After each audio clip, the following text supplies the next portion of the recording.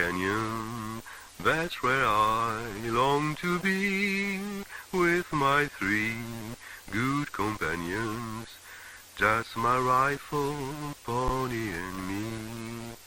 Micro Ciné, bonjour ou bonsoir, ça va dépendre de l'heure à laquelle vous allez regarder cette nouvelle émission. Nous allons parler aujourd'hui d'un livre qui s'intitule Une journée particulière de l'écran à la scène, de l'Italie à la France. Voilà, je vous montre ça. C'est édité chez EUD, les éditions universitaires de Dijon, que je remercie pour l'aide apportée à la conception de cette émission.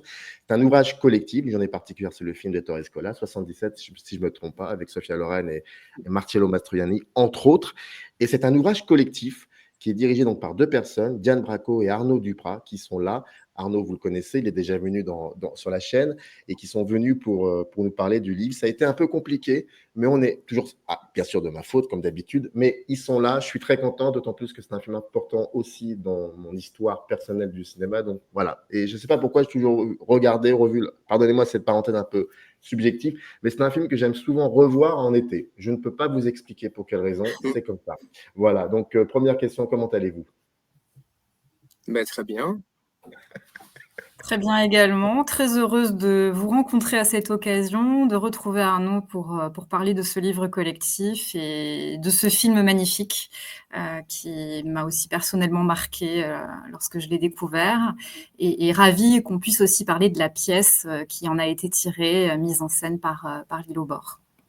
Bon, et bien évidemment, je rappelle, dans le descriptif de cette vidéo, vous avez le lien qui renvoie directement à la page dédiée du livre sur, j'imagine, le site des études universitaires de Dijon. Alors, première question très, très basique, véritable première question pour le coup. Bien, tout simplement, pourquoi avoir choisi ce film particulièrement comme objet central de l'analyse de cette étude? Arnaud, je te laisse, comme instigateur du projet, peut-être présenter les origines. Oui, en fait, c'est venu vraiment comme le disait Diane tout à l'heure, de la mise en scène de Lilo Bor, puisque quelques années après la sortie du film, en 1977, le film a été adapté en pièce de théâtre. Et c'était quelque chose d'assez, une chose très rare à l'époque, qu'un film se retrouve sur une scène de théâtre. Et voilà, ça a été monté au début des années 80 avec Jacques Weber et Nicole Courcelles dans les rôles principaux. Et finalement, au fil du temps, après, la pièce a été régulièrement jouée. Jusqu'à donc 2023 où Lilo Bor a proposé une nouvelle mise en scène de la pièce d'Ettore Scola. Et en fait, je connais une des deux productrices de la pièce, Valérie Six, l'autre étant Claire Béjanin. Et voilà, et très tôt est né le projet de faire un livre universitaire, un ouvrage collectif sur une journée particulière pour véritablement retracer toute l'histoire de l'œuvre, c'est-à-dire partir du film et jusqu'à la mise en scène de Lilo Bor, en passant par toutes les autres mises en scène qui ont été faites au fil du temps. Donc voilà, et c'était un projet universitaire, dès le départ, ça devait être un ouvrage collectif. Et en même temps, ce qui était vraiment intéressant pour nous, Diane et moi, en tant qu'universitaires, c'était que là, il y avait un lien direct avec des créateurs, c'est-à-dire les créateurs qui ont participé à la mise en scène de Lilo Bor, et aussi la possibilité de rencontrer des gens qui avaient participé aux autres mises en scène. Je pense notamment à Jacques Weber ou à Huguette Hatem, qui est l'adaptatrice de la pièce, ou à Françoise Petit, qui a signé la première mise en scène. Enfin voilà, c'était vraiment la possibilité de faire un livre où ce lien entre créateur et universitaire serait très présent. Et j'ajouterais que Arnaud m'a proposé ce projet parce que nous avons en commun évidemment les études cinématographiques, un profil d'hispaniste, bien qu'il s'agisse d'un film italien, un profil d'hispaniste qui nous a permis il y a des années de nous rencontrer et en même temps une italianophilie autour de laquelle nous nous sommes retrouvés il y a peut-être 4 ou 5 ans sur un projet de séminaire de cinéma méditerranéen. Et par la suite, Arnaud est venu vers moi pour me proposer de participer à cette aventure et je l'ai suivi avec grand plaisir parce qu'effectivement, c'est un projet qui combine la dimension strictement académique et en même temps l'ouverture artistique à la fois par la mise en scène théâtrale et ces échanges que nous avons eus avec différents créateurs de toute cette chaîne, en fait, depuis le film jusqu'aux adaptations les plus récentes. Alors, deux questions liées pour le coup à la cuisine interne, la structure du livre. Je voudrais savoir comment vous avez réparti les axes critiques, c'est-à-dire historiques, esthétiques, juridiques, politiques, théâtrales, dans ce projet éditorial. Alors, je dirais qu'il était important de pouvoir poser de manière large, disons, un cadre qui permette au lecteur de rentrer dans la découverte du film, de disposer de certains points de repère pour ensuite nous centrer sur différentes approches en fonction aussi du profil des différents contributeurs et contributrices, puisque ce projet réunit des chercheurs en études cinématographiques, des spécialistes de droit. Arnaud, par exemple, est spécialiste de cinéma et donc, comme je le disais, de cinéma espagnol. Donc, nous avons comme ça différents profils. Et l'idée était aussi de pouvoir refléter ces profils-là en mettant l'accent sur telle ou telle perspective, avant de passer à une partie plus proprement centrée sur les entretiens avec les créateurs, avec les équipes que nous avons rencontrées, aussi bien aux origines, si je puis dire. Nous avons également pu reproduire l'entretien d'Ettore Scola par Jean Gilly, et ensuite rencontre également avec certains comédiens. Ouais. Et j'ajouterais aussi que finalement, le hasard a bien fait les choses. Parce qu'effectivement, il y a des gens dans l'ouvrage que nous avons contactés de manière directe parce qu'on avait déjà travaillé avec eux, comme Christian Viviani ou Corinne François Denève. Mais il y en a d'autres qui sont venus suite à un appel à communication que nous avons diffusé. Et par exemple, nous avions très envie qu'il y ait aussi une approche par exemple sur le contexte historique, sur le contexte juridique, etc. de l'œuvre. Et ces spécialistes nous ont contactés, se sont proposés suite à l'appel à communication. C'est-à-dire que d'une manière, encore une fois, le hasard a très bien fait les choses en fait. Mais c'est ça parce qu'il y a une dernière partie assez importante où là, pour le coup, ce sont des conversations.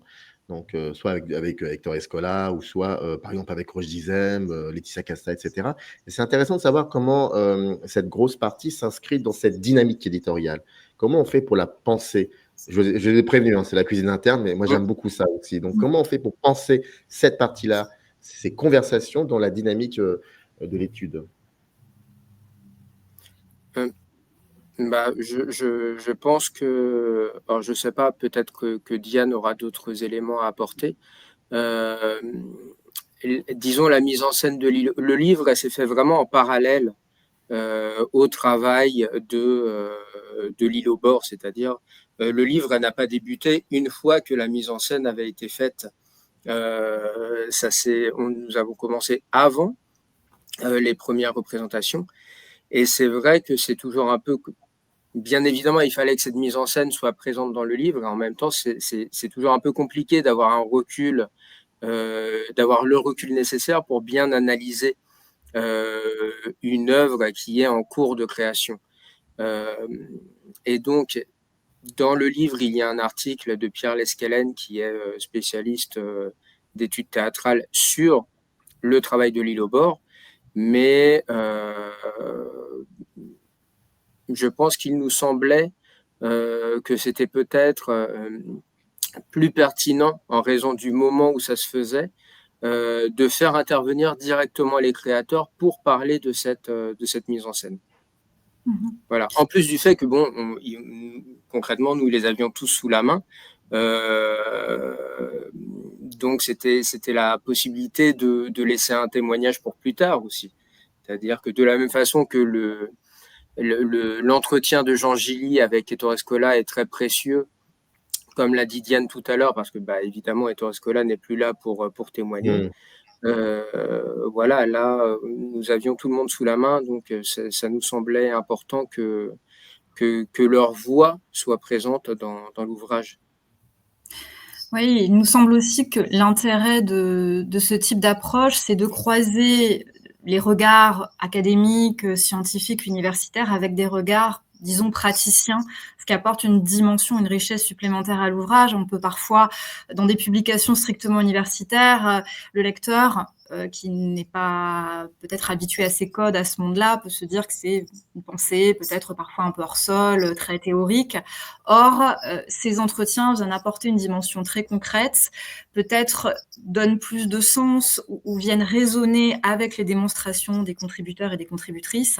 Et c'est d'autant plus intéressant qu'on a des entretiens qui marquent qui sont les différents jalons en fait de toute cette chaîne de création et cette chaîne d'adaptation du dialogue entre le cinéma et le théâtre jusqu'à des dates très récentes, puisque les entretiens avec Lilo Bor, je disais, ou Laetitia Casta datent de 2023. Donc on a, voilà, alors que l'entretien de Jean Gilly est évidemment plus ancien, mais cela permet aussi de suivre une chronologie qui résonne avec les réflexions académiques. Oui, et chronologie véritablement en parallèle à la création de cette dernière mise en scène, parce que les entretiens avec Roche Dizem et Laetitia Casta se sont faits le matin de la dernière représentation à Épernay, c'est-à-dire que les premiers entretiens, notamment celui de Huguette Hatem, il s'est fait avant, quand ils étaient encore en répétition, et les derniers entretiens, ils nous amènent vraiment à la fin de l'aventure, en fait. Et j'ajouterais que dans ce groupe d'entretien, nous avons aussi pu interviewer la metteuse en scène et le comédien d'une version locale, régionale d'une journée particulière. Alors, il se trouve que c'était des connaissances à moi qui se sont appropriées la pièce il y a quelques années et qui en ont proposé une mise en scène, voilà, donc qui a tourné localement. Donc c'était intéressant aussi d'avoir cette vision avec de grandes mises en scène nationales en France et puis une réinterprétation beaucoup plus locale, méconnue du grand public, et de lui donner une place en fait dans cette réflexion collective. Mais c'est ça, c'est un film qui est tourné, alors, le film est tourné en 1900, enfin, il n'est pas tourné en 1938, mais en tout cas, l'histoire se déroule en 1938, parce que je crois que s'il avait été tourné en 1938, ça aurait été un peu compliqué pour Ettore Scola, mais en tout cas, et pour les autres aussi, il est tourné en 1977, ça parle de 1938, l'Italie de 1938, une date très, très précise, on va y revenir. C'est revenu au théâtre dans les années 80, puis un peu plus tard, les années 2020. Moi, c'est intéressant de savoir aussi comment, à chaque fois, le geste est reçu par le public, qu'il soit cinématographique, mais aussi théâtral. Disons que c'est un film qui a été tourné, comme vous le dites, en 1977 dans un contexte de grande instabilité pour la démocratie italienne, du point de vue social, du point de vue politique. On est en plein pendant la période des années de plomb.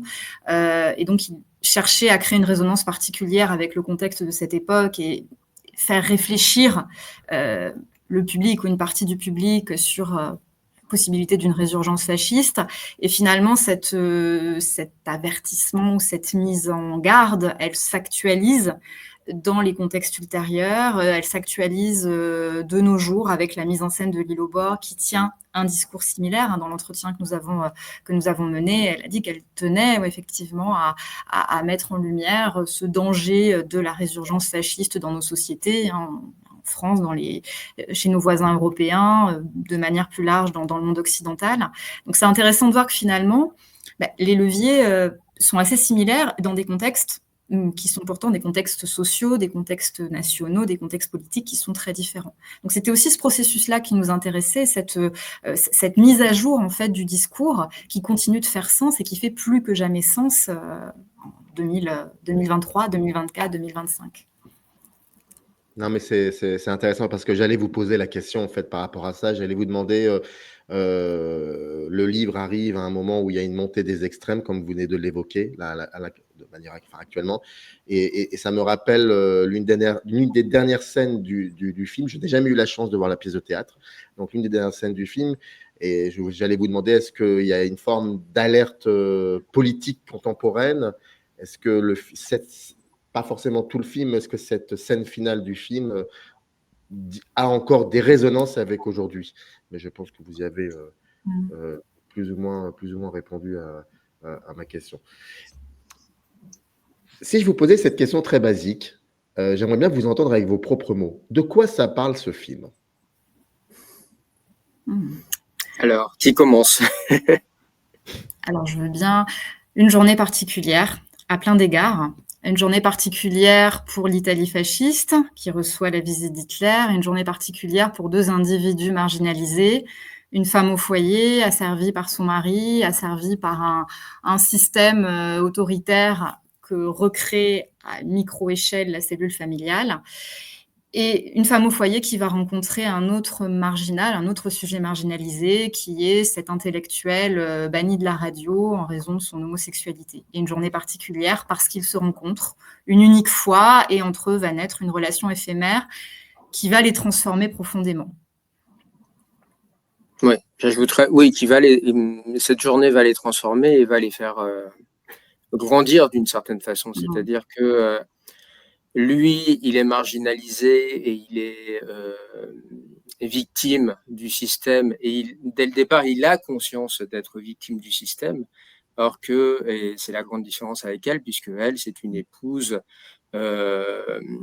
avec femme au foyer, avec un mari fasciste, et véritablement acquise à la cause, en fait, d'une certaine façon. C'est-à-dire qu'au début, elle ne se voit pas comme victime. Et la rencontre avec cet homme va faire qu'elle va ouvrir les yeux, elle va prendre conscience de son malheur, de ses manques, notamment en termes d'éducation.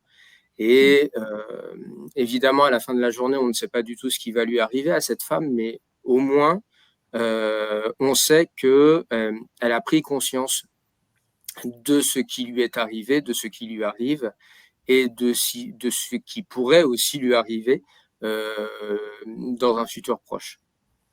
Mais lui, donc voilà, c'est un petit peu le moteur ouais.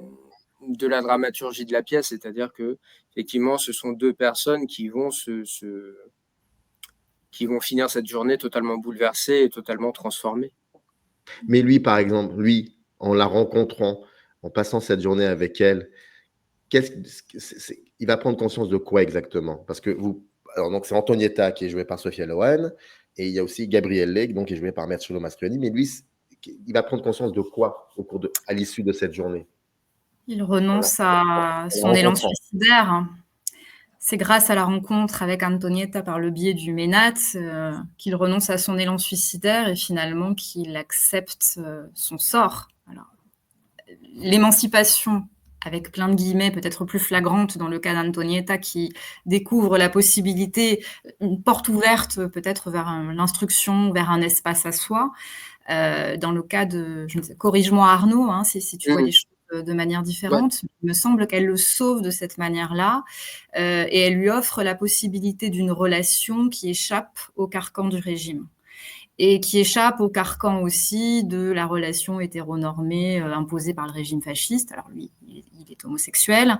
Il a une relation avec cette femme qui ne devient pas pour autant une relation amoureuse, mais c'est une relation qui leur permet de s'unir, de s'entraider pour une journée, de se comprendre selon des codes, selon des valeurs qui échappent à ce que la société fasciste impose.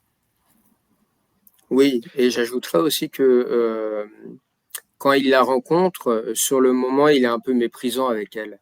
C'est-à-dire que lui, il a un bagage culturel, intellectuel, etc., qui fait que au début, il se moque un peu d'elle parce qu'elle ne connaît pas vraiment les 3 mousquetaires, parce qu'elle est elle est très fière de sa condition de femme au foyer, mère de famille, etc.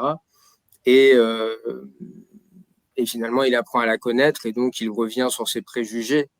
Donc là aussi, il y a disons, une transformation du personnage masculin. Donc la rencontre de ces 2 corps, finalement, crée une dissidence par l'intime, pour le coup. Complètement, oui. Absolument, oui. Il y a Oui, aussi oui. autre chose, c'est que cela soit dans le film, mais j'imagine aussi dans la pièce de théâtre, en tout cas c'est ce qui est écrit dans le livre, là on parle pour le coup de la mise en scène, il y a la figure du huis clos. Donc c'est l'immeuble, majestueux, important immeuble, en tout cas de cette époque-là. Il y a la cour, il y a l'immeuble, donc comme je disais, l'appartement aussi très important. Et je voulais savoir que, et donc ça traverse le film, mais aussi la pièce de théâtre. Et pour le coup, est-ce que c'est ce dispositif spatial qui va vraiment donner la métaphore politique et du film et de la pièce? Arnaud, je te laisse prendre le relais sur la dimension théâtrale, si tu veux, et j'enchaîne. Oui, bon, en tous les cas, justement, on a un chapitre, un article dans le livre qui parle justement de l'importance de immeuble typiquement fasciste, dans lequel se déroule le film, avec justement une possibilité via la cage d'escalier vitrée, via aussi le vis-à-vis entre tous les appartements, la possibilité pour chacun d'espionner le voisin. Donc effectivement, l'immeuble en soi, dans le film, est vraiment à l'image de la société fasciste dans son ensemble. Euh, Après, effectivement, c'est un espace qui, le jour du 6 mai 1938, c'est-à-dire que cette journée se passe pendant un événement historique important, c'est-à-dire la visite d'Hitler à Rome pour rencontrer Mussolini, et donc l'immeuble se vide. Il n'y a plus que 3 personnes dans cet immeuble, Antonietta, Gabriele et donc la concierge qui va être un petit peu la représentante de l'esprit fasciste et qui va essayer de surveiller ce qui se passe dans l'immeuble entre les deux autres personnages. Mais du coup, dans la mesure où l'espace, où l'immeuble se vide, il y a aussi une réappropriation de l'espace par les deux personnages et la possibilité tout simplement de se rencontrer parce que, comme l'a dit tout à l'heure Diane, comment ils se rencontrent, c'est l'oiseau d'Antonietta qui s'échappe de sa cage et qui va se poser sur le rebord de la fenêtre de Gabriele. Et donc, en raison du vis-à-vis qu'il y a dans l'immeuble, voilà, la rencontre entre les deux personnages va se faire. C'est-à-dire que l'immeuble aussi subit, d'une certaine façon, une transformation et au fil de la journée, il ne va plus remplir la fonction qu'il était censé remplir quand il a été conçu dans une logique totalement fasciste. Mais cet immeuble, il fait sens dans le film. Après, il constitue aussi une difficulté au moment de l'adaptation sur une scène théâtrale. D'ailleurs, ce qui est curieux, c'est que, et c'est une chose qu'évoque notamment Jacques Weber dans les entretiens, euh, on pourrait penser facilement que le film, vu que c'est quasiment un huis clos, qu'il y a peu de personnages, etc., ça se prête idéalement à l'adaptation théâtrale. Mais finalement, il y a plusieurs difficultés, notamment l'oiseau, le vol de l'oiseau, les déplacements d'un appartement à l'autre sur la terrasse, dans les escaliers, etc. Ça, on ne peut pas véritablement le traduire tel quel sur une scène de théâtre. Et également l'environnement sonore, c'est-à-dire que l'immeuble est très grand, il y a une grande cour, il y a la concierge qui met la radio pour écouter l'événement, la rencontre Mussolini-Hitler. Et en fait, cet environnement sonore est très présent dans le film, quasiment du début jusqu'à la fin. Et là aussi, voilà, au théâtre, le mixage ne peut pas être conçu comme dans un film. Et là, il y avait aussi une difficulté pour traduire cette ambiance, l'ambiance qu'il y a dans le film. Justement, sur la partie théâtrale, malgré tout, malgré les difficultés que pointe Arnaud, Lilo Bord a trouvé des mécanismes en fait pour rendre l'effet carcéral de l'immeuble et en même temps montrer l'immeuble comme cet espace de possible rencontre et d'intimité, de naissance d'une intimité. Elle a notamment et essentiellement joué sur les rotations de décors. Donc elle a recréé un espace domestique d'une manière entre guillemets réaliste, avec des accessoires, avec la machine à café. Mais voilà, le décor tourne. Donc cette transformation que mentionnait Arnaud, finalement, elle se matérialise par ces rotations de décors. On retrouve aussi une certaine mobilité des personnages, le jeu de la rumba, par exemple, donc évidemment fait directement écho au film. Le ménate est suggéré également. Et un autre élément qui est intéressant pour matérialiser l'oppression par la société fasciste, c'est la vidéoprojection. Elle a intégré à sa mise en scène des projections de l'iconographie fasciste. Alors, l'oiseau, symbole de liberté, symbole de la rencontre, qui se mue en aigle, l'aigle impérial, des casques, des avions. Donc, toute cette imagerie qui vient rappeler, marteler l'omniprésence du système totalitaire. Et en même temps, le bruit de fond de la radio, l'hymne fasciste qu'on entend également, qui vient faire écho au dispositif du film. Alors oui, des difficultés, évidemment. Le médium n'est pas le même, mais elle a su, nous semble-t-il, trouver des ressorts pour essayer de rendre, dans le langage théâtral et avec son propre regard et sa propre perspective, l'ambiance et le propos du film. Je crois que c'est un moment où Lilo Bord dit qu'il faut s'éloigner de la mise en scène de Scola, finalement, pour être plus... Nécessairement. Oui, et puis elle n'a pas souhaité revoir le film. Elle avait dissuadé ses 2 comédiens principaux de le faire. Bon, ils ont souhaité malgré tout le revoir, mais l'idée, c'est effectivement de s'affranchir d'un modèle qui serait indépassable pour proposer autre chose, tout en reprenant en partie le propos et en l'actualisant, s'affranchir du modèle Scola.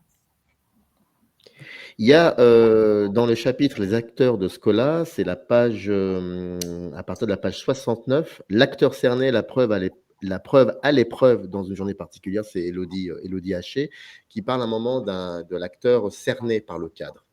J'aimerais savoir, alors déjà dans le film, la mise en scène de Scola, on voit ces visuels effectivement en cadre, voire isole, voire opprime. Est-ce que dans les adaptations théâtrales, est-ce qu'on ressent cela aussi?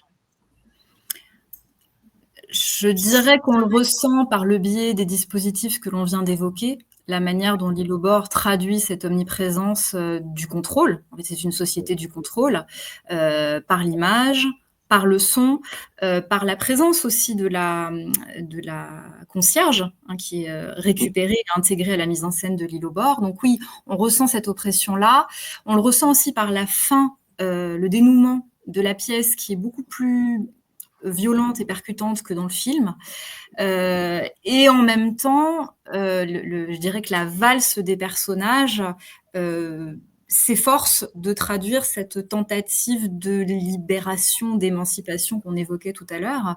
Il me semble qu'il y a vraiment le double axe dans la mise en scène de Lilo Bord. Oui. Et je repense à d'autres mises en scène. Bon, on a pu voir des captations théâtrales, des captations audiovisuelles de certaines mises en scène. Par exemple, je pense à Françoise Petit qui a fait un petit peu comme Lilo Bord, c'est-à-dire qui a pris à bras-le-corps l'idée de l'immeuble, de comment jouer sur l'espace, cet espace qui enferme et qui en même temps va s'ouvrir pour les personnages. Et vous avez d'autres mises en scène, comme celle de Christophe Lidon en 2013, ou même comme celle de Jacques Weber en 1998, où justement ils ont décidé de ne pas se préoccuper de cette idée de lien entre les 2 appartements, la cage d'escalier, etc. Et où donc la mise en scène est beaucoup plus simple, entre guillemets, à ce niveau-là. Mais que cela soit dans le film de Scola, et j'imagine aussi pour les adaptations théâtrales, est-ce que les acteurs et actrices qui ont joué donc les rôles d'Antonietta et de Gabrielli, est-ce que c'était des contre-emplois pour eux? Et si oui, est-ce que c'est ça aussi la portée politique du film, pour le coup?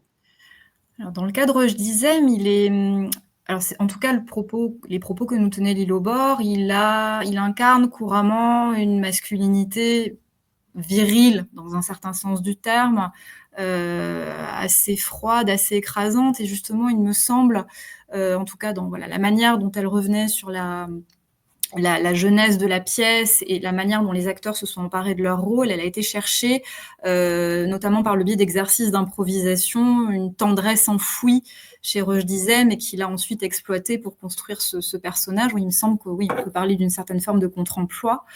De même que pour Mastroianni et Sophia Loren, les personnages venaient aussi à contre-emploi de ce qu'ils avaient l'habitude d'incarner dans le cinéma italien de la grande comédie italienne des années 60, où ils étaient tous les deux des sex symboles, si je puis dire, des acteurs flamboyants, et les partitions que leur offre Scola vont complètement à contre-emploi de ces images-là. Oui. Il y a eu parfois, je pense notamment à Nicole Courcelles, qui a été la première Antonietta en 1982 sur scène. Pour elle, c'était une comédienne qui venait essentiellement, comme nous le raconte Françoise Petit, qui venait essentiellement du théâtre de boulevard. Donc là, il pouvait y avoir aussi un décalage entre l'image que pouvait avoir la comédienne et ce qui lui était demandé. Donc oui, ça s'est pas fait à chaque fois, mais à plusieurs reprises, oui, il y a eu l'idée de reprendre un petit peu le contre-emploi de Scola avec Mastroianni et Sophia Loren. Mais est-ce que le film, de par sa mise en scène, de par cette, voire même l'unité de temps, de lieu et d'action, est-ce qu'il y a aussi déjà d'emblée un dialogue avec ce que le théâtre peut apporter? Oui, il me semble qu'il a un potentiel théâtral en soi. Le film, il est très cinématographique par les procédés visuels qui sont déployés, mais il me semble qu'il possède un potentiel théâtral exploité, chacun à sa manière, les metteurs en scène, metteuses en scène qui se sont emparés du film, et la notion de huis clos. Alors, elle est compliquée à rendre dans le sens où le film joue beaucoup des espaces de transit, des circulations internes dans des espaces réduits, sur les jeux de vis-à-vis. Et justement, là, tous les procédés de caméra sont fondamentaux dans la construction de cette rhétorique. Mais il me semble que les metteurs en scène, en tout cas les mises en scène sur lesquelles nous avons eu l'occasion de travailler, tentent d'explorer les potentialités du huis clos théâtral. Oui. Dans Oui, la- tout à fait. Pardon, Mais c'est une chose que soulève aussi Jacques Weber dans son entretien. Le théâtre a une place très importante dans le cinéma de Ettore Scola. Effectivement, si on y pense un peu, il y a plusieurs films qui tournent autour du théâtre. Je pense notamment au Voyage du Capitaine Fracasse. Donc voilà, c'est pas étonnant finalement qu'il ait fait un film avec ce potentiel théâtral. Mais cet apport spécifique du théâtre dans la relecture du passé, est-ce que c'est aussi un médium qui a cette capacité de faire ressurgir la mémoire historique? Parce que le film parle de 38, a été fait en 77, il est revisité via le théâtre début 80 jusqu'en 2023, et j'ai l'impression qu'il y a aussi cet aspect de la mémoire historique qui joue un rôle important. Oui, qui joue un rôle important et qui acquiert de nouvelles strates, en fait, au fur et à mesure que ce processus s'enrichit de nouvelles actualisations, de nouvelles mises en scène. On a des résonances entre différentes époques, 38 évidemment, le fascisme italien, la Seconde Guerre mondiale par la suite, les fascismes européens. On évoquait tout à l'heure le contexte italien de la fin des années 70, début des années 80.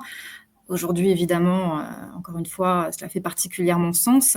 Et il me semble que, qui sait ce qui se passera dans 10 ans, si on aura de nouvelles adaptations ou non, mais il me semble que c'est un processus qui ne fait que s'enrichir.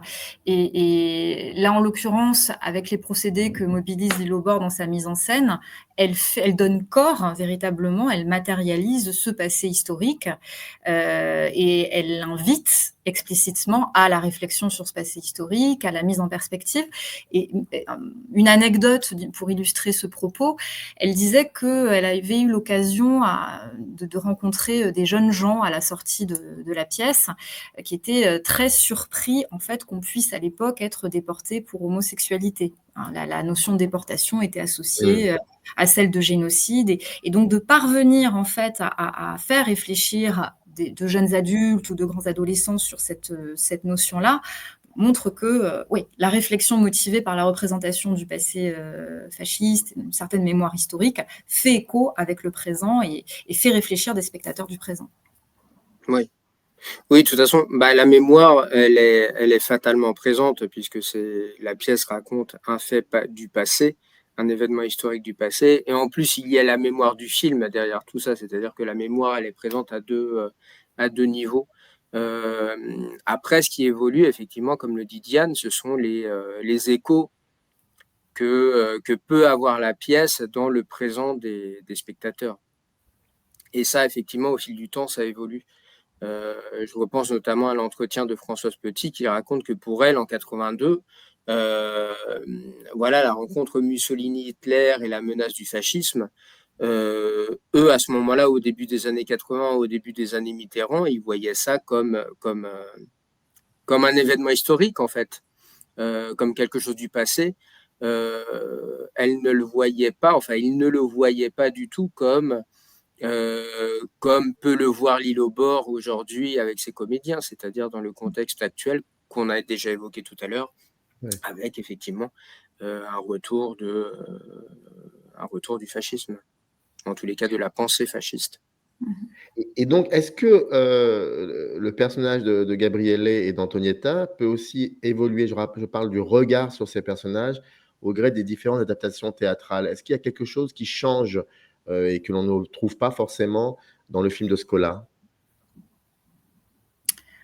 Je dirais que le personnage se colore nécessairement au gré de la personnalité de chaque comédien, de la persona cinématographique de chaque comédien. Je reviens sur Roche Dizem. C'est vrai que le choix de casting peut paraître surprenant lorsqu'on a en tête la galerie des personnages interprétés dans le cinéma français par Roche Dizem. Pour ce qui est de Laetitia Casta, elle arrive chargée d'une méditerranéité dont elle parle d'ailleurs dans l'entretien qu'elle nous a accordé. Donc forcément, une inflexion se produit en fonction de chaque acteur.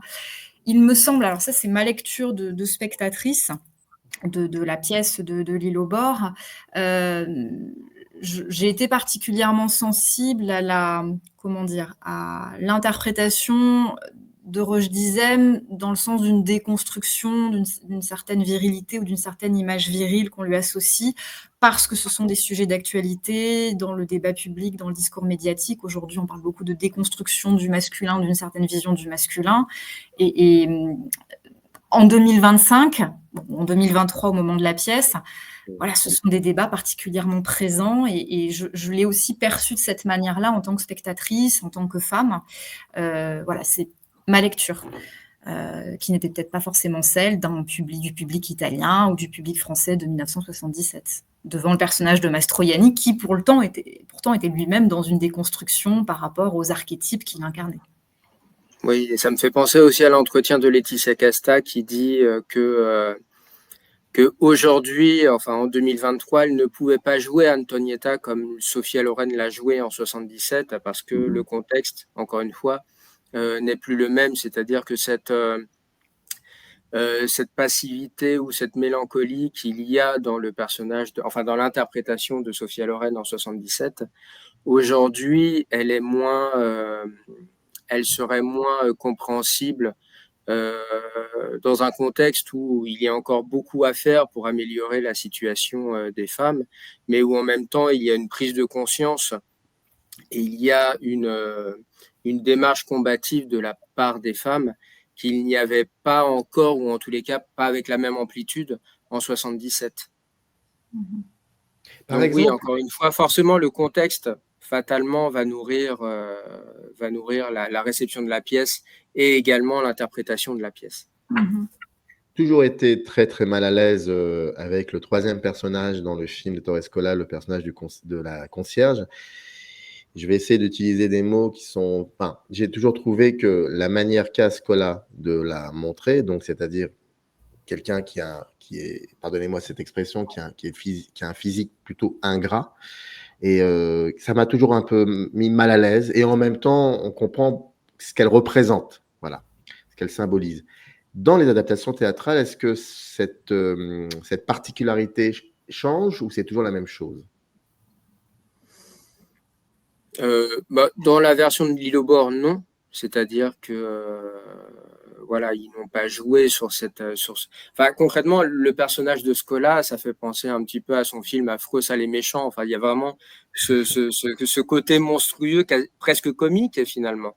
Oui, mais on a plus et d'empathie, qui, je crois, pour les personnages d'Affreux, Sale et Méchant c'est que pour, sûr, c'est que sûr, pour- c'est sûr. Mais physiquement, il y a un petit peu, il y a une filiation en tous les cas. Euh, non, enfin, moi, je visualise les autres adaptations théâtrales, en tous les cas celles que j'ai pu voir, notamment en vidéo. Euh, non, par exemple, dans la version, enfin, dans la mise en scène de Françoise Petit en 82, c'est Marie-Pierre Cazet qui fait le rôle de la concierge. Donc, elle avait presque cette image comique qui revient avec le personnage et qui ne relève pas de la monstruosité du film de Scola. Oui, la concierge est plutôt prise, oui, pour sa fonction métonymique, en fait. C'est la société, c'est le seul personnage qui reste dans l'immeuble alors que tous les autres sont partis au défilé. Et c'est l'incarnation de ce contrôle qui demeure présent et qui peut être témoin et espion de la relation naissante entre les deux protagonistes. Mais est-ce que ce personnage aussi est là pour empêcher que les corps d'Antonietta et je pose cette question par rapport au le texte de Corinne François Denève sur Armand de Lamas qui fait une espèce de lien entre fascisme et sexualité. Donc elle se demande si les corps d'Antonietta et Gabriele, c'est des corps empêchés.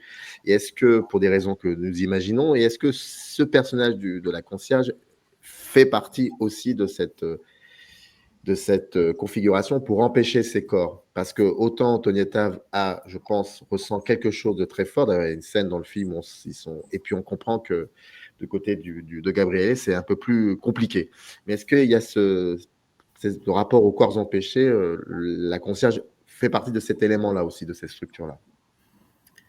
Moi, je dirais que oui, en tout cas, elle fait partie d'un système qui empêche l'intimité ou qui entend empêcher toute intimité et qui entend endiguer tout comportement qui échapperait à la norme dictée par le régime fasciste. Moi, je l'inscrirais dans cette dynamique-là.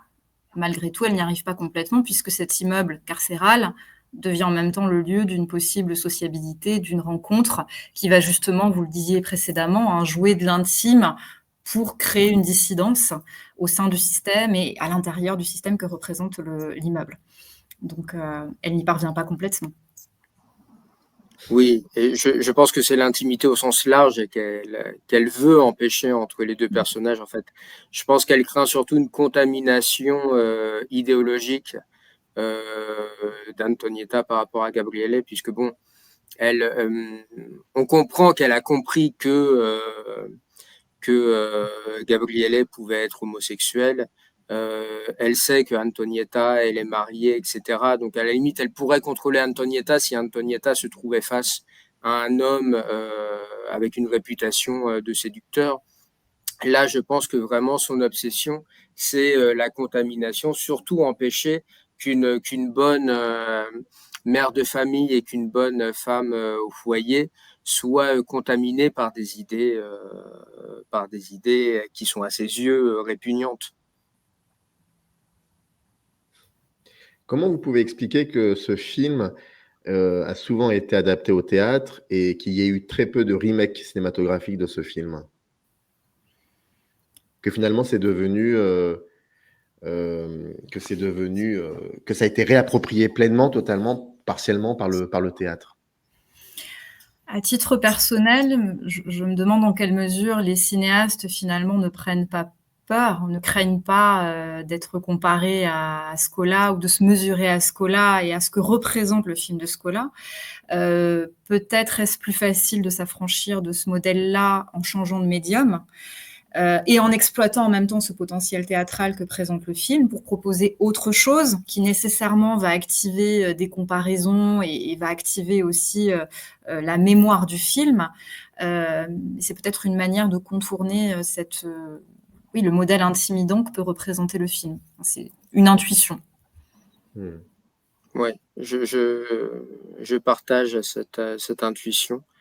Euh, Ça me fait penser notamment au cas d'un tramway nommé Désir Oui. qui continue d'être adapté, enfin d'être mis en scène régulièrement au théâtre et qui en même temps a eu quelques remakes. Bon, je pense notamment à une version avec Jessica Lange mais qui n'a pas eu la répercussion qu'a eu la première version d'Elia Kazan. Je pense que dans un cas comme ça, c'est-à-dire quand le film a vraiment cette réputation de chef-d'œuvre, entre guillemets, ou en tous les cas d'œuvre très importante au cinéma, passer par le biais du théâtre et changer de médium, effectivement, c'est, je pense, beaucoup moins intimidant que de proposer une nouvelle œuvre cinématographique. Alors, je rappelle, une journée particulière, c'est de l'écran à la scène, de l'Italie à la France. D'ailleurs, de l'Italie à la France, j'aimerais bien qu'on parle un peu de ça, ce dialogue un peu fécond entre l'Italie et la France. Comment, de par les nombreuses adaptations théâtrales, la réception vis-à-vis de cela? Pourquoi ce dialogue constant que vous évoquez souvent, même si on devine un peu, parce que Une journée particulière, c'est un film italien, puis les adaptations théâtrales en France, mais ce dialogue fécond entre l'Italie et la France? Arnaud, ouais. On n'ose pas se céder la parole l'un l'autre. Vas-y, je t'en prie. Bon, déjà, il y avait le fait que Ettore Scola était très proche de la France, il était francophile, francophone, il a tourné à de nombreuses reprises en France avec des acteurs français, etc. Donc, je pense que déjà, à la base, il y a ce lien qui existait.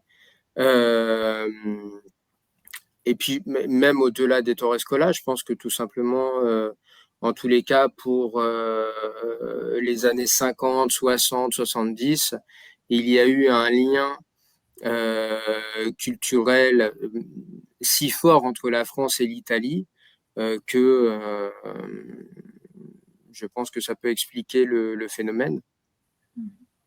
Et paradoxalement, c'est un film très ancré dans le contexte italien, beaucoup plus que d'autres. Et c'est ça qui est intéressant aussi. Et la portée universelle, universalisante du film n'en est pas amoindrie pour autant, puisqu'effectivement, elle a donné lieu derrière à toute cette chaîne de relecture. Je rappelle donc Une journée particulière de l'écran à la scène, de l'Italie à la France, et sous la direction de Diane Bracco et Arnaud Duprat, c'est édité chez EUD. Et dans le descriptif, vous avez toutes les informations. Moi, je voudrais poser une dernière question, un peu provocatrice pour le coup. Est-ce qu'on a un peu oublié Ettore Scola, voire Une journée particulière? Alors moi, je dirais que non, dans la mesure où le film a été rediffusé récemment par la Cinémathèque française, et c'était justement l'année dernière, il me semble, si je ne dis pas de bêtises, au moment où nous-mêmes, on était en plein processus de préparation du livre. Il a été rediffusé également, il me semble, à la télévision française. Oui, sur France 5.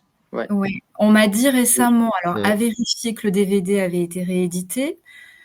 Donc il me semble qu'on est au contraire sur je ne sais pas si une redécouverte, mais en tout cas, Scola n'a pas disparu de l'imaginaire cinéphile.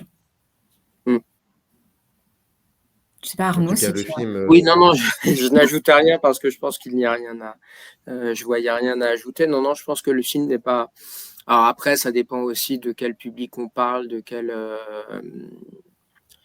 Mais par rapport à d'autres films des années 70 italiens, non, je pense qu'il n'est pas. Je pense qu'il y a peut-être d'autres films plus oubliés que celui-là. Oui, puis là, oui, pardon, excusez-moi, Diane. Non, je pense aussi que c'est un film qui a un statut particulier dans l'histoire du cinéma italien pour qui s'intéresse de près, d'un peu près à ce cinéma. Il arrive à la fin des années 70, c'est aussi une période charnière. On est en train de sortir de l'âge d'or du cinéma italien, de la grande époque. On se dirige vers l'ère berlusconienne, pré-berlusconienne.